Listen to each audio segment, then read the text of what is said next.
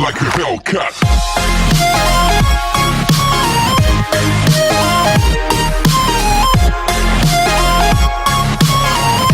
So ngayon po, panibagong unboxing na naman po tayo. So nakita niyo naman po yung unang kong vlog na unboxing ng tablet ni tatay. A few moments later. So ito na po guys, yung pangalawang nating unboxing. Yung GMA AFFORDABOX. Malinaw na, affordable pa. Yung ano po namin kasi guys, yung TV Plus namin, wala lang makuwang channel. So bumili po kami ng bagong ganito. Guys. Kaya po, gusto ko lang po kasi i-share guys. Kaya in-unboxing ko din po siya guys. Ito na po siya guys. So simulan na po natin siya. Buksan na po natin. Walang pito. Ayun. Ayun guys. Ayun ito pa guys. So may remote siya guys. Ayan guys. Ayan. Battery sa remote siguro ito guys. Para yung antenna. So ito po yung parang box.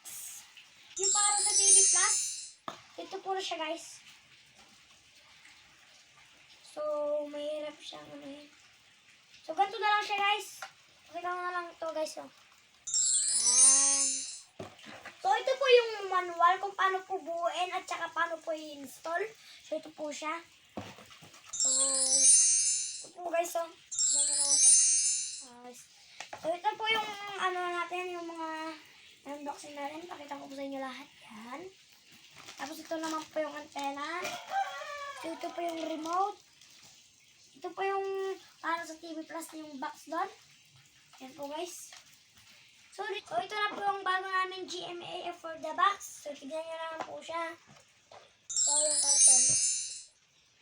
Yan. Yung sa kabila naman po. Ayun. Yan guys. A few moments later. So yun na nga yun po guys, yung bago namin GMA AFFORDABOX. So sana po guys, marami na po itong makuwang channel na aming papanoorin. So hanggang dito na lang po ating vlog. Kung di ka pa nakasubscribe, subscribe. Bye!